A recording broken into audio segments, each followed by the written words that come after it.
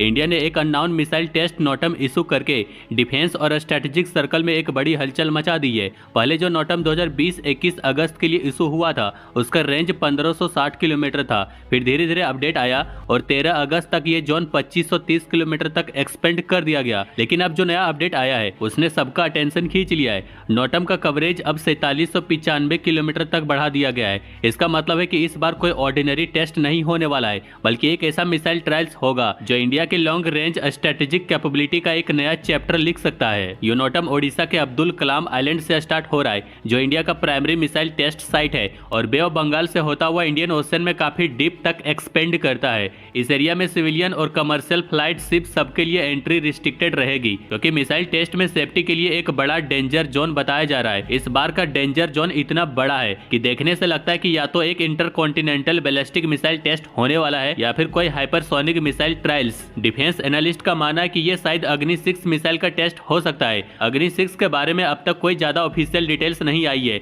लेकिन ये एक एडवांस आईसीबीएम माना जा रहा है जिसका रेंज 8000 से 12000 किलोमीटर तक हो सकता है और जो MIRV टेक्नोलॉजी यूज करेगा, मतलब एक मिसाइल में मल्टीपल वॉरहेड ले जाने की कैपेसिटी। अगर ये टेस्ट सच में अग्नि 6 का है तो इसका मतलब होगा कि इंडिया अपनी डिटेरेंस कैपेबिलिटी में एक बड़ी जंप ले रहा है। कुछ एक्सपर्ट का यह भी कहना है कि ये टेस्ट कोई हाइपरसोनिक मिसाइल का भी हो सकता है जो माक 5 या उससे ज्यादा की स्पीड से ट्रेवल करे। डीआरडीओ का प्रोजेक्ट विष्णु और extended trajectory long duration hypersonic cruise missile भी स्पेकुलेशन का हिस्सा बन रही है, लेकिन उसका रेंज अभी 4795 किलोमीटर लेवल का नहीं माना जा रहा है। इस साल इंडिया के मिसाइल प्रोग्राम में काफी एक्टिविटी देखी गई है। परले क्वैसे बैलिस्टिक मिसाइल का प्रिसीजन स्ट्राइक डेमोन्स्ट्रेशन हुआ जिसमें 500 किलोमीटर रेंज पर टारगेट हिट किया गया। Akash prime surface to air missile का भी टेस्ट हुआ। अंडमान एंड निकोबार आइलैंड में हाई एल्टीट्यूड वेपन टेस्ट किया गया जिसमें एयर स्पेस कुछ घंटे के लिए क्लोज हुआ। ये सब टेस्ट दिखाता है कि इंडिया अपने मिसाइल और एयर डिफेंस इकोसिस्टम को अग्रेसिवली मॉडर्नाइज कर रहा है। अब इस नोटम का स्ट्रेटेजिक एंगल भी समझना जरूरी है। इंडिया इंडो पैसिफिक रीजन में अपनी लॉन्ग रेंज स्ट्राइक कैपेबिलिटी को क्लियरली सिग्नल कर रहा है। चाइना के पास ऑलरेडी DF-41 जैसे मिसाइल है जिसका रेंज 12000 किलोमीटर तक है और पाकिस्तान भी अपने शाहीन 3 मिसाइल के साथ 2750 किलोमीटर रेंज कवर करता है। इंडिया का ये टेस्ट उन दोनों को एक क्लियर मैसेज दे रहा है कि स्ट्रेटेजिक बैलेंस हमारे फेवर में मेंटेन रहेगा।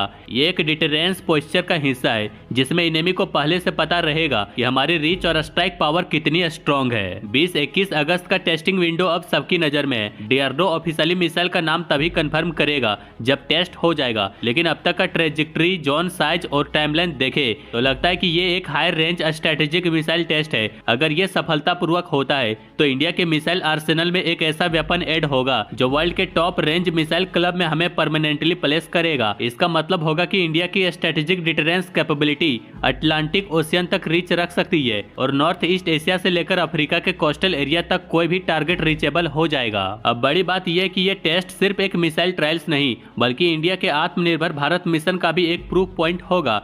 पूरा missile design, guidance system, propulsion, warhead integration all made in India है। इससे डिफेंस मैन्युफैक्चरिंग इकोसिस्टम को भी एक मेजर बूस्ट मिलेगा। साथ ही ये टेस्ट इंडिया की बैलिस्टिक मिसाइल डिफेंस प्लानिंग में भी एक इंपॉर्टेंट रोल प्ले करेगा, क्योंकि इतनी लॉन्ग रेंज कैपेबिलिटी को हैंडल करने के लिए integrated command and control system को भी अपग्रेड करना होगा। इस टेस्टिंग से पहले ही इंटरनेशनल ऑब्जर्वर अलर्ट है। Global think tank, satellite trekking agency और फॉरेन इंटेलिजेंस सर्विसेज इस जोन को क्लोजली मॉनिटर कर रही है। अब ये देखना इंटरेस्टिंग होता है कि टेस्ट के बाद का रिस्पॉन्स क्या आता है, स्पेशली चाइना और US की तरफ से।